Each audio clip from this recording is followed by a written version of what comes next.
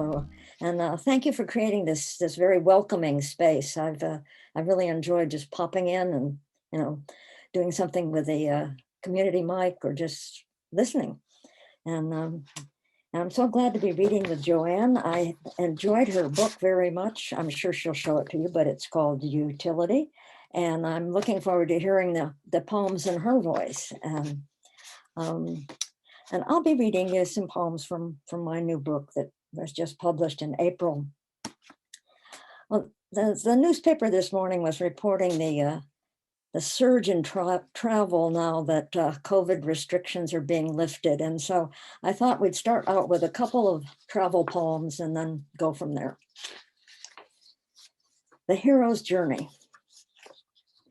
The Hero's Journey is now available as a package tour, sponsored by ARP and your alumni association. It begins with a wide circle out from home base, through wild mountains and their dubious inhabitants.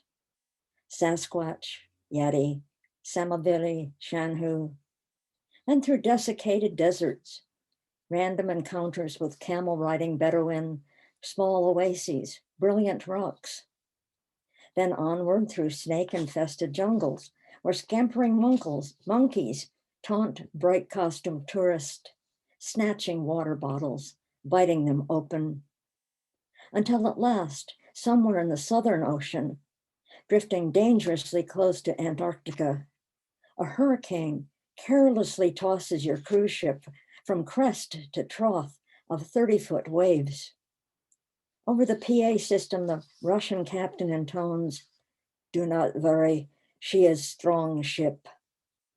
Confined to your cabin, fed by a crew member tossing sandwiches from the doorway, you ride the storm, take videos through a rollicking porthole. You will show those left at home the fury and sound. You come safely to harbor at the tip of a continent that's drifting at the same rate your fingernails grow. The lack of a manifest seems destined. You have only today this shirt that's your favorite. Tourists. Those who come back talk about the tunnel and the light. Details vary, who or what they saw. Some insist they traveled far, met family and God, while others stayed put in the room, watched frantic doctors thump tube-threaded flesh. They never bring back catchy slogan t-shirts or shot glasses. Remarkably, there's not a single photograph or video, despite the near ubiquity of smartphones, selfie sticks. If only they would show a carousel of images with GPS and coordinates embedded. These travelers tell us they can offer only words, and words, they say, are so inadequate. Still, they try with glowing, rapturous adjectives. But data-driven skeptics will avow these trips are just a dying brain's attempt at making sense of the unthinkable. That's possible, and yet our minds persist in asking, but what if? We and Horatio know there are undreamed of things. Why not believe the notion that a soul goes on, its energy conserved, that physics and theology might partner in a cosmic travel agency? Well, there's lots of lovely things here in the Northwest, so we don't really have to travel far to see things and enjoy. And I lived on Whidbey Island for a number of years, and this is island time.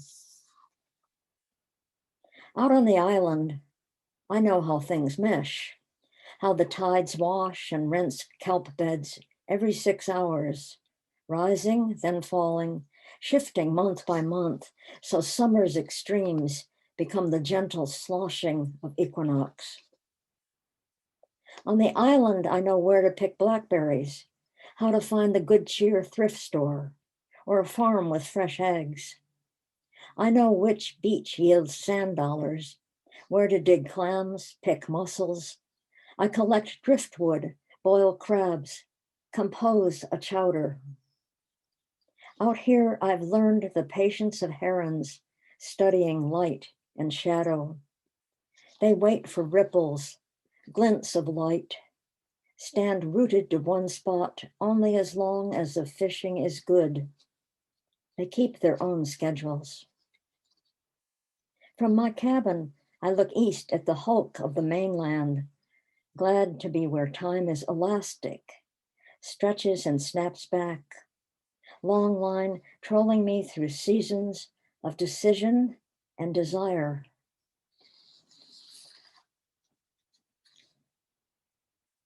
Well, on that beach where I lived, I picked up a rock who became fairly important in my life. He even has a name. It's Gregory. I remember the day I picked up this rock because he spoke to me, however he did that, saying he was a particular piece of my past I needed to take when I moved back to the city. Not pocket-sized, like most of my beach finds, pebbles, glass shards, and baby crab shells, but a substantial stone, liftable, yet damn hard to carry all that way from Possession Point to the cabin. He says he's named Gregory, like the great Pope. Kneels now on a small Persian carpet on the floor of my study, not an ounce of anxiety in him. He fills the room with presence, chants in a humble monotone. It's what I hear when I sit and am quiet, a congregation of molecules dancing, tingling simples of silica? Or is this plain chant, monophonic old song?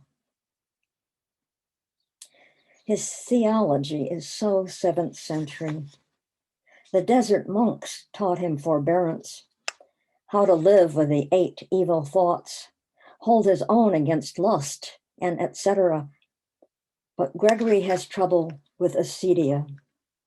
Just can't bring himself to get up and get going. He sits there distracted.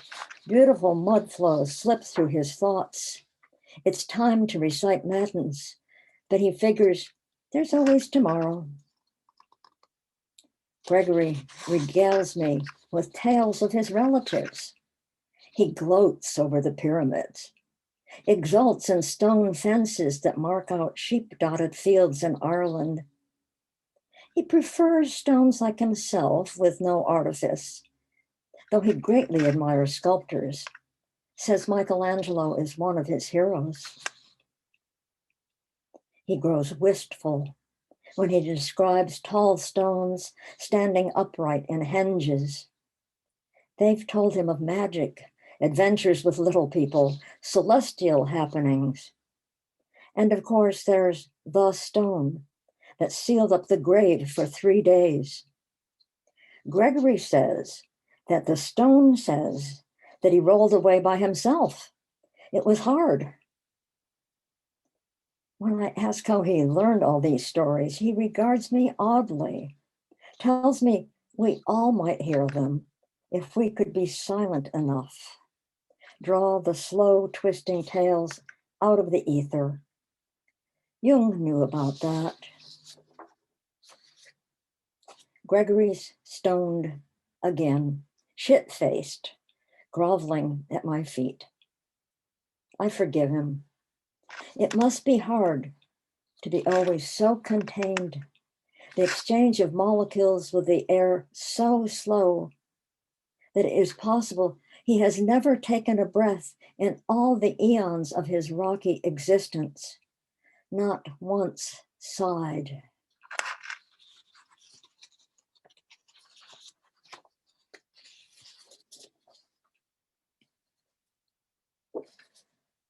From silence.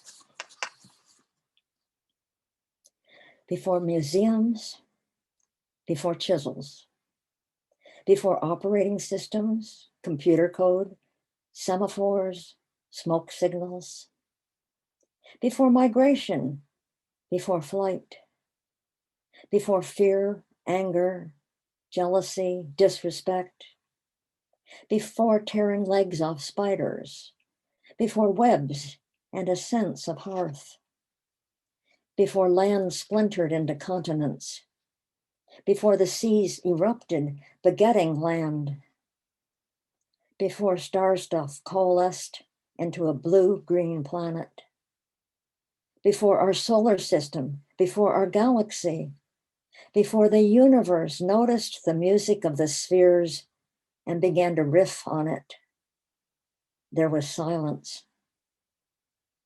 And in the silence, an impulse to connect, a desire to create. From silence, everything.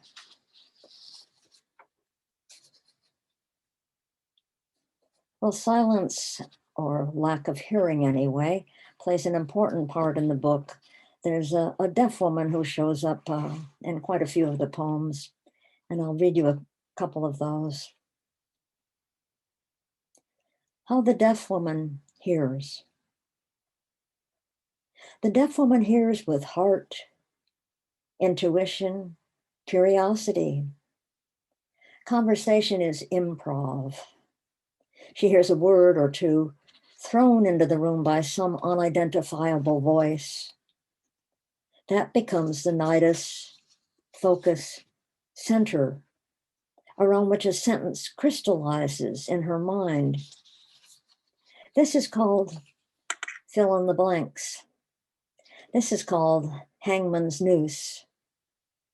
The rules are constructed of jello, overcooked spaghetti, flexible, open to interpretation and interruption.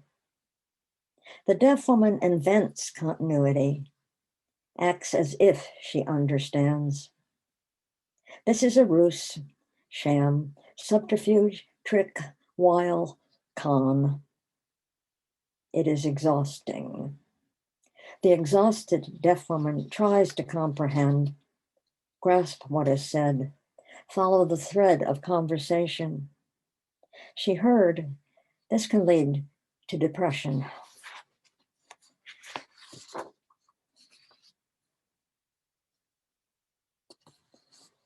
What the deaf woman can't hear. The deaf woman doesn't hear the screams from the gas chambers. The gas chambers are silent as far as she's concerned, but the stench is remarkable. Interestingly, no one talks about it, a form of politeness, like ignoring the hiccup, the belch, the fart. The camps are wonders of efficiency, debasement, sadism, torture, murder, with their tawdry tattoos, blue numbers on forearms, stacked bunks in the barracks, rotten rations. What comes next in my country, wonders the deaf woman, the disabled woman, the disposable woman.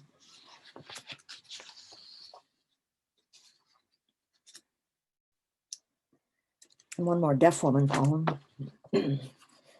which may remind you of something you've already heard from me. The deaf woman, time, and death. Whether the deaf woman is feeling renewal, mania, or just a New Year's jolt, only time will tell. And time is a remarkably open-ended, closed mouth, artificial construct, the awareness of which makes humans twitchy. Time goes fast, slow, creeps at a pretty or petty pace, is immemorial or a fresh new day, flies like an arrow, a bullet, an aerialist, plods through mud, wounds, and heals. The deaf woman has already lived most of her allotted time on this planet.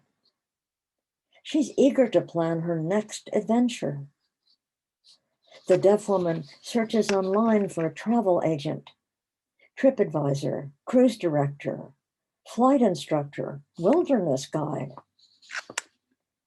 She finds ministers, rabbis, priests, imams, monks, nuns.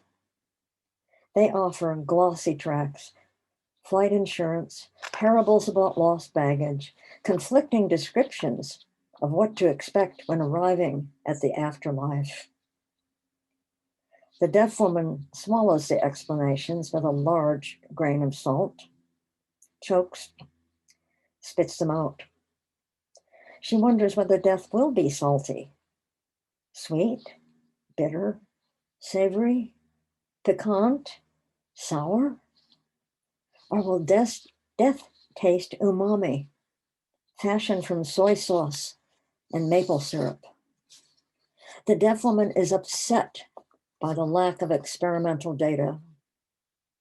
All the available facts are anecdotal, stories told by those who left the normal realm of consciousness, traveled down corridors, attended reunions, saw sights and lights, smelled smells, came back empty-handed. Who doesn't bring back a souvenir, a memento, a tchotchke from the trip of a lifetime?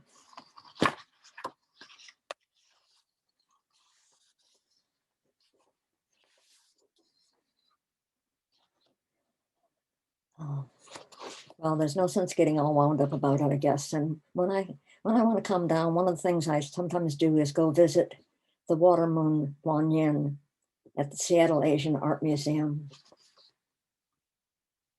There's something about his insouciance, how he sits, legs relaxed, right knee up, elbow propped, hand dangling, left foot floating above the floor. His eyes look closed, but I know he sees all. A slim smile on his pressed lips softens the square face, while long lobed ears reach for chants I cannot hear. Around his neck, a 13th century sculptor carved a necklace of small rosettes, echoes of the full-blown rose, pinning a sash draped across flowing folds of wood. A sign commands, do not touch, but he touched me. The museum guard missed that, walked over, handed me a pencil, hissed, no pens in the gallery. Too late. My heart opened. Poem already written. I have two more here for all of us writers. It's not only Don Juans. It's not only Don Juans who collect skillful lines, polish them, rehearse them, calculate responses. Poets do it too, in their lust for you readers who delight in completing metaphors, revel in discerning frisons, believing a poem was written solely for you. Seduction and sentiment are twin horses. Which one you ride makes the difference, whether you gallop or canter, which stable you have to muck out. Be sure to bring carrots, sugar lumps, and perhaps a small leather-bound dictionary. Why am I telling you this? If you've come this far, you already know you've been let down before. A poem doesn't call back, or halfway through the third reading, walks out. But there are the keepers, the ones mother promised, the ones that still warm you after all these years. You've made peace with the fact that though you are just one among lovers, no one else relishes the words exactly like you.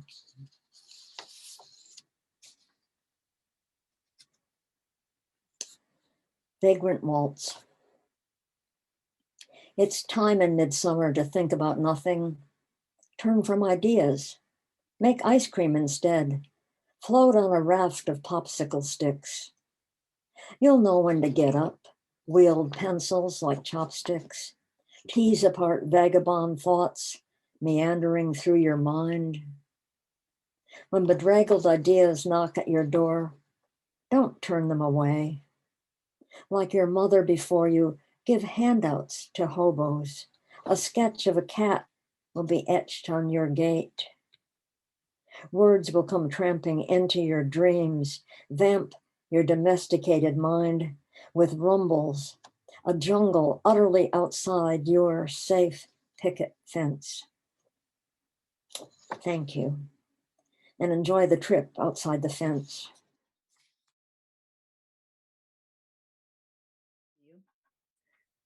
My chapbook Utility was released in late February, and it is a memoir in poetry of my experiences as one of the early women to work in the electrical trade. In my case, due to a relatively new affirmative action program, which had begun hiring in 1974 at our public utility, Seattle City Light.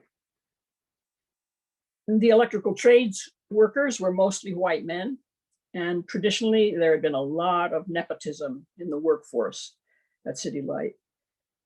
There was a lot of anger, obstinance, and harassment at that time that came from men who were afraid we were going to take away their jobs. I was hired off the street in 1978 in an entry-level position called electrical helper. And I worked initially in the line worker division with the guys who take care of all the equipment out on utility poles. All the work is on the street. And then after about a year, I transferred to the substation maintenance and construction division, where the power from hydroelectric generators is stepped down by large transformers and then routed out to the street at lower voltages to serve commercial and residential needs. I must say it was quite a shock to start work for the line division, probably the most macho group overall, and the locus of the most anger and sexism. I had been an active outdoor person, loved hiking, backpacking, and sports, but I was overwhelmed at first by the new job. A few months after I started work there, I wrote the first poem in this book, Climbing, and I'll let the poem speak for itself.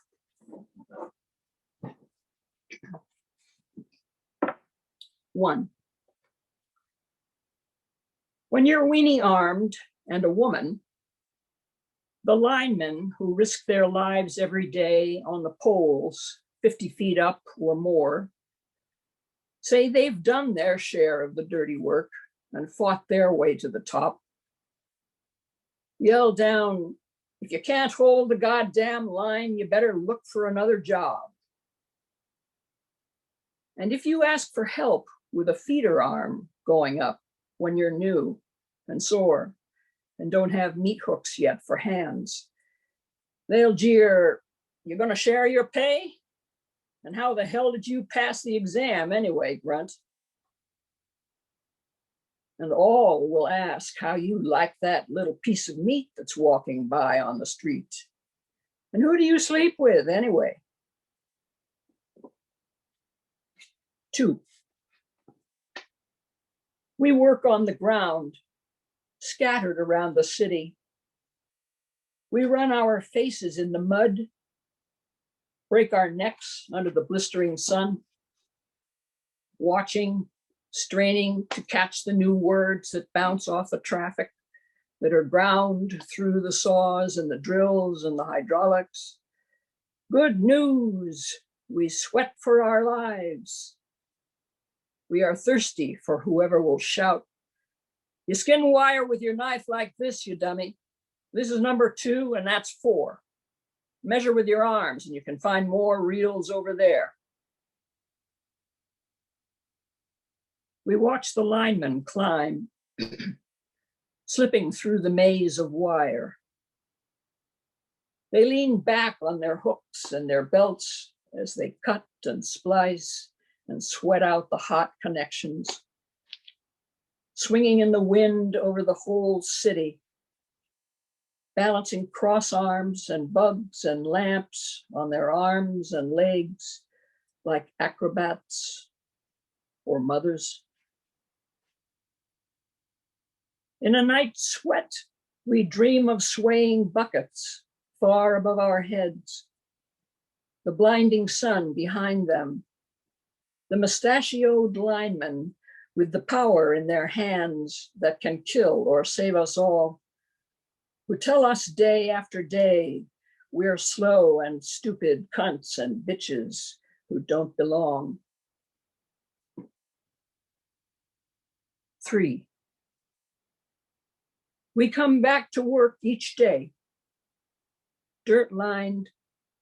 Slowly we gather in the afternoon before the last bell, meet each other in the underground locker room, watch out for each other, begin to notice the changes as we turn to callus and leather and move like our well-oiled tools, hear how the cutting edges of our tongues sharpen, watch our arms turn to bare copper.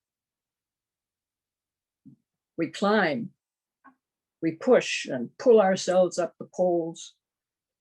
We begin to learn woman to woman now, and woman to man.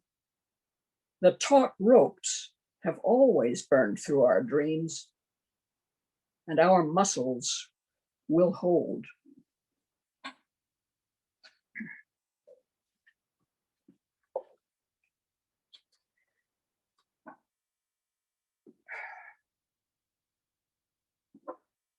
There definitely also were men in the trade who, once they knew you took the job seriously, wanted to work hard and were interested in learning,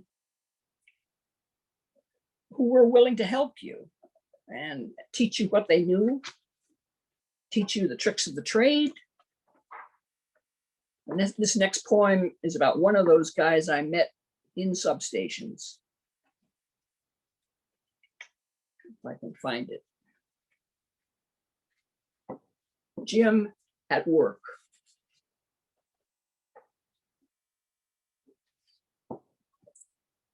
A tall, wiry journeyman, mostly quiet on the crew.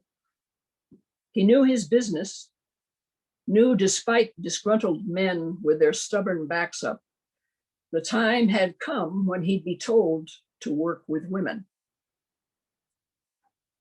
He drove the oldest stick shift van, too loud for us to say much on the way. He was in charge of this job, held the clearance to maintain a 4 kV air circuit breaker in a metal-clad switchgear sub.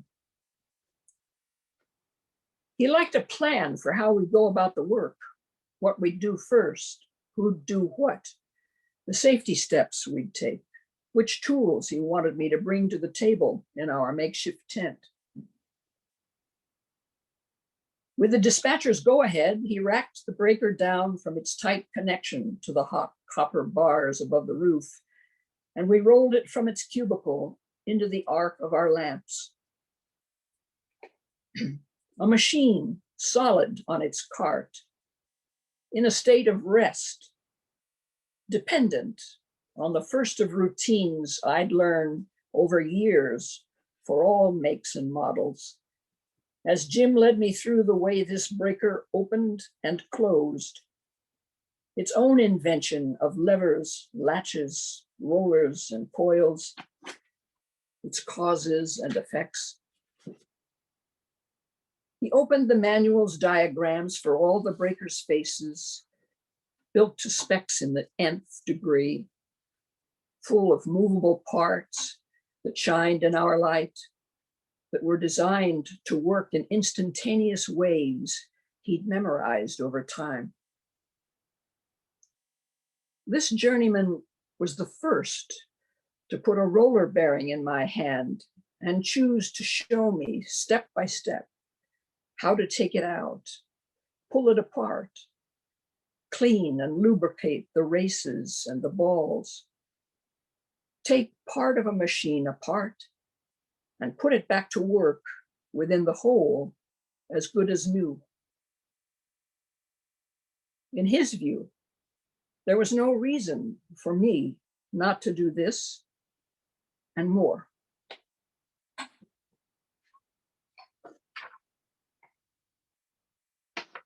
The author Matthew B. Crawford, who wrote the book Shop Class as Soulcraft, wrote my epitaph for the next poem, The Trade Experience,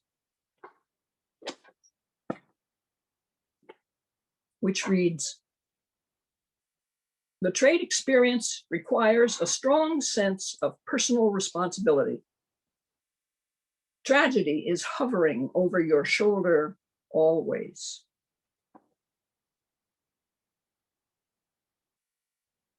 I wore a pair of new kid gloves that didn't last a day as the half-inch hand line burned through them, up and down with the blocks, the clamps, the come-alongs, the wire, braces, lags, the cross arms pushed off the edge of the bucket high above. Whatever was cut away dropped down on the line for me to catch before it hit the ground. I was mum my first month, wide-eyed, a breath of air that had never seen a gale, a candle that had never seen a ball of white-hot flame engulf the pole, the bucket on the arm of the high ranger, never saw the lineman lose his arms, the apprentice caught on a macho crew climbing without a safety strap around the pole, fall and break her back. I have a badge of honor scar from a smashed thumb in the bushing shop, a screwdriver tip melted black from short circuits, a bad back. I vowed on my honor I will wear the yellow hard hat, steel-toed boots. I'll use the warning tape, the red flags, rubber goods, the safety belts, the gloves, the masks, the sweaty Tyvek suits. I promise to obey the rules for switching power off and on. Fraternities of hijinks carried long days with jokes and insults thrown across the bench. Excuses made for no hard hat or sleeves rolled up on a hot day. With taunts across the yard that meant, when the crew chief comes, or when you make a stupid move, I'll watch your back. We didn't want to see the journeyman dead from the untested line he grabbed that flung him from the tower, a silhouette against the sun, plunging to the steel deck. No longer before our eyes in the substation, the mayhem on a darkened basement wall where the wireman smoldered years ago after he went to work on a live breaker across the room by mistake. But over our shoulders, always.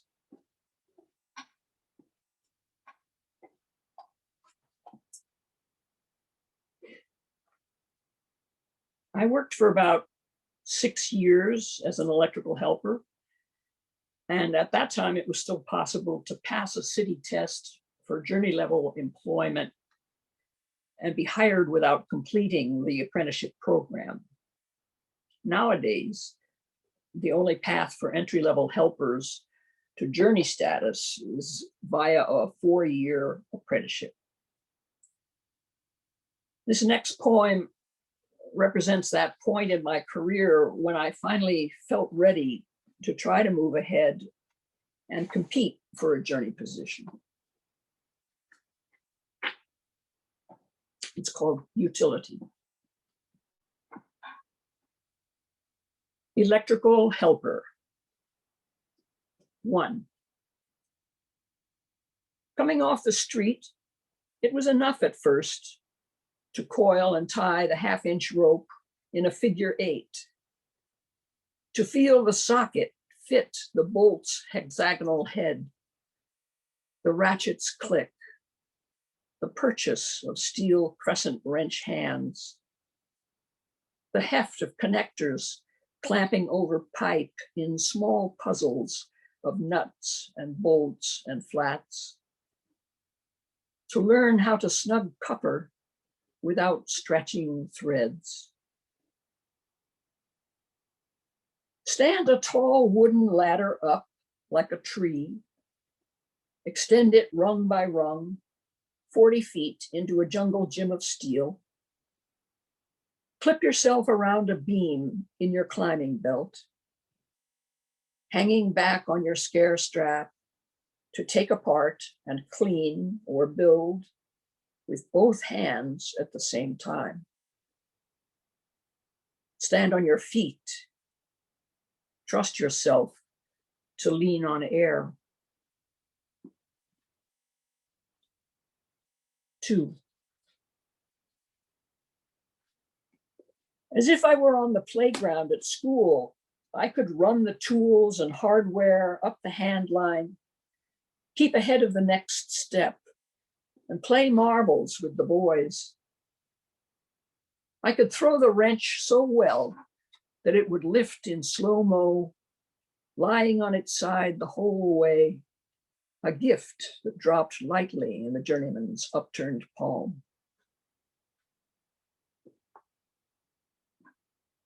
Crew.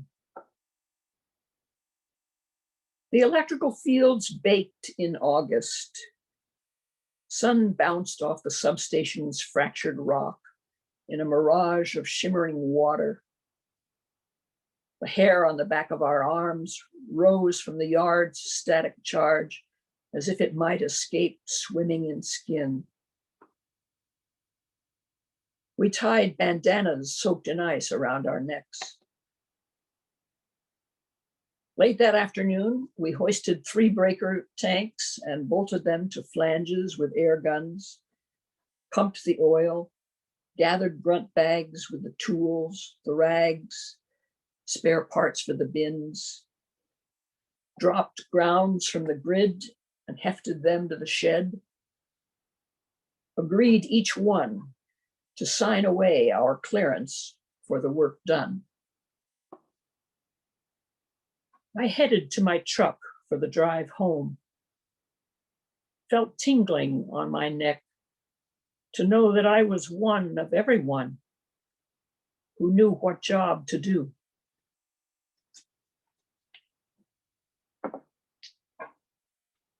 Career.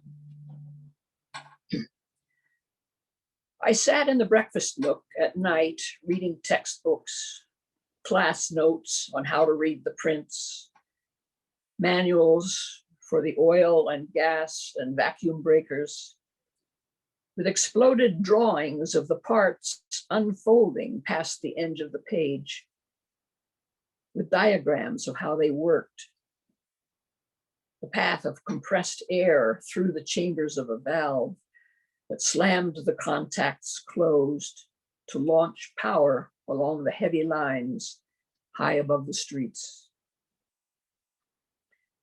I found the guys who knew I'd work, who'd show me tips on how to pass the transformer test, who knew they could call me names and I'd call them back, who'd shut up when I raised my voice.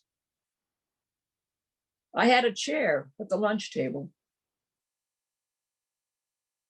The day I passed all the company steps, I thought I'd won a medal. I walked to my locker in coveralls, tool belt over my shoulder, my throat full then for the balancing, the scales ahead.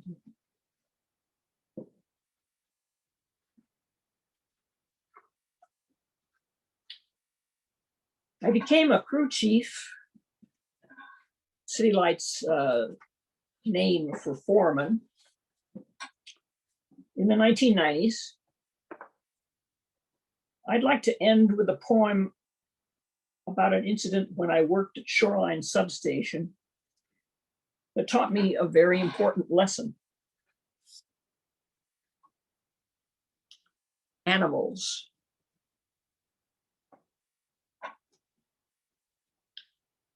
His hair hung to his shoulders, a mane matted, uncut, adorning nearly 300 pounds of muscle and belly. Jack of all trades hands and the memory of an elephant. He'd roar into work on his Harley, wearing that black helmet that looked like a skull cap, his blonde hair flying out all sides like the ruff of a lion. He loved his mother, his old cars, his body of appetites. No regard for the management guys. Knew how to do his job if he wasn't down flat with a hangover or just wasn't in the mood. A big man to have on my crew, bulldogging, bullshitting his way through. The day he and a buddy hoisted a bushing to me and a helper 10 feet up on a circuit breaker, we needed a delicate balance of angle and speed to slip the bottom of the bushing into the tank of oil, matching the bolt holes on each flange. With an inch to go, he let his rope slip, dropped the bushing hard and fast on the steel, laughing at our surprise.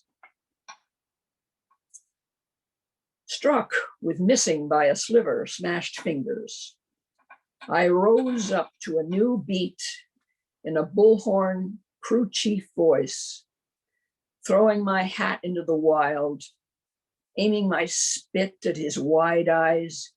Rick, you fucking son of a bitch, don't you ever do that again. He shut up, looked down, pulled his weight when we started over. Thank you.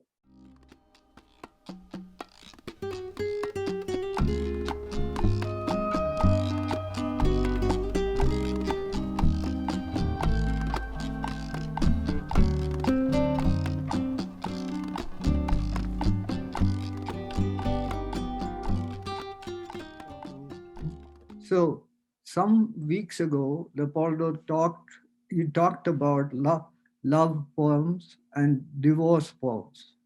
All right. So many years ago, I wrote a love poem, and a couple of years ago, I wrote a divorce poem. So here's my divorce poem. Okay. It's called My Gordian Knot. Love curdled to a stifling bond, a drifting, uncontrolled mind. I cut that Gordian knot and set myself free. Not of a world my kingdom, simply my own freedom. I untied the Gordian knot, took my happiness in both hands. I told her straight, no ifs or buts. It hurt both, but it had to be done. I tore asunder the Gordian knot, ducked the loose ends flailing. The hurtful words I could not utter, courage to do the deed I could muster. I loosened the Gordian knot, ended all argument forever. I hurled defiance at all judgment, my mind serene, soul arbiter. I burned the Gordian knot, set myself happy and free. That's it. Thank you. Poems. For some people who know me, this is a little departure. It's called Gravy. On a solo hike to Eagle Creek, I stumbled upon a wild turkey. He was standing in the middle of the muddy trail, staring up at the sky. He must have been there a while. He appeared to be drowning. "Are you okay?" I shouted, but I knew he wouldn't hear me. I moved in closer. "Do you need some help?" With my cell phone out of range and no hikers in sight for miles, I probably couldn't help. I noticed his strong pink legs kicking and his heavy body bopping as if he were dancing. Maybe he was happy. The water climbing up to his body fast, covering his iridescent plumage, shiny coppery sheen. When it reached to the base of his neck, I became very nervous. That's enough, I screamed. He abruptly cranked his neck, darting his head in my direction. Here, I said, offering him my new rainbow umbrella and Patagonia rain jacket. As I leaned in closer, I saw him clearly. White bald head, red wattle, blue neck. So American, I almost said, but I was afraid I might hurt his feelings. As it continued to rain, the water would soon become deep enough to form a pond with silverfish, paddle tail worms, giant green insects. He'd be okay, but I needed to go. My husband would be setting the table with his linguine carbonara and 2 glasses of cab. He had already written a list of TV shows for us to watch and put out a big bowl of mixed nuts loaded with extra large cashews. Thank you.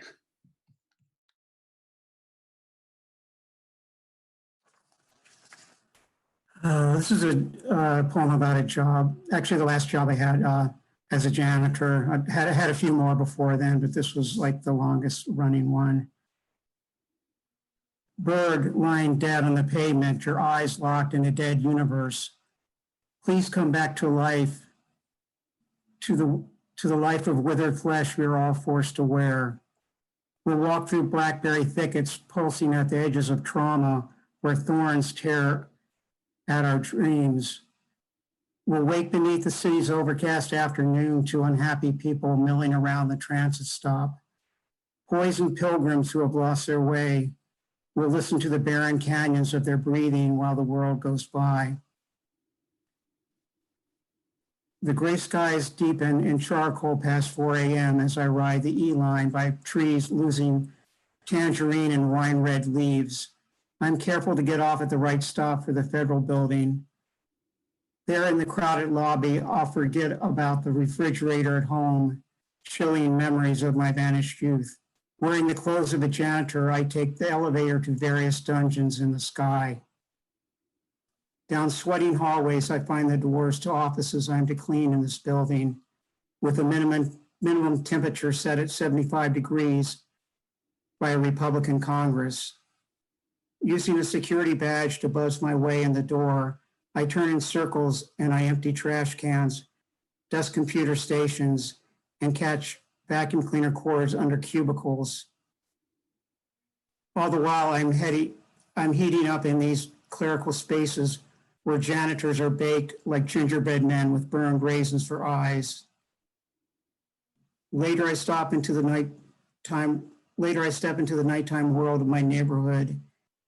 In the last block before home, I hear an invisible dog at my back howling a pathology. Thank you.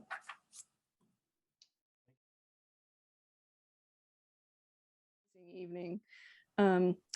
This poem recently appeared in the Seattle Star. Asked me to describe a fanciful episode in which a person chooses to act foolishly, yet her plot ends in positive territory, and nothing comes to mind, only serious reasons for walking out of a job or a marriage. Can't I go somewhere silly? Shouldn't any imagining be possible? Have I forgotten how, or been stunted because of vaccine headaches, which hit me yesterday as I walked homeward from Genesee Hill, or the tiring months of the broken bridge, the shuttered stores, the virtual friends, the newly dead relatives, the sad parades of coffins, those choked, those held still to the ground, all the grounding, all the grinding down. We need a dose of fluff or laughter at our struggling, maybe a story about a magic bird who delivers a rusty key on a dirty string to a child down a dry well who sees a slot where it fits and turns it And the wall is really a door through which pours a delicate light, never blinding, like the effect of sun reaching the mossy floor of a forest through shifting spaces between branches and leaves, the kinds of trees where small creatures craft their twig-lichened nests and raise broods of bright-eyed and soft-furred young. And the child scampers into the safety to kneel by a clean brook, where from a scooping hand, the child drinks and drinks and drinks.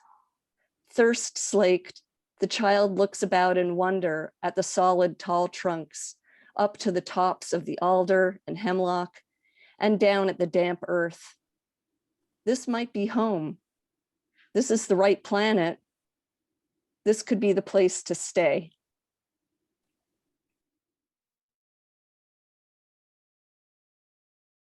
Thank you. This is just, it's been great. And I'm particularly inspired by the working class vibe. So here's my poem about, it's called Spare Parts. My father never spared the body that carried him nearly 90 years.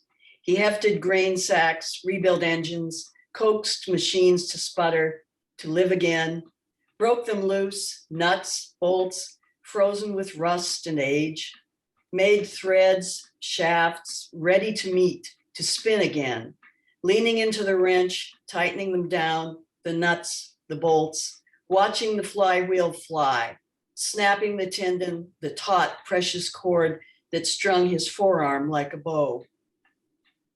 As he neared 80, I broke it to him. We can't get spare parts, you know. Like him, I seldom spare this body, ever willing to bow to my command, to bend the knee, the back to my will. Like him, I was once so certain the world would bend to me, would break before I did.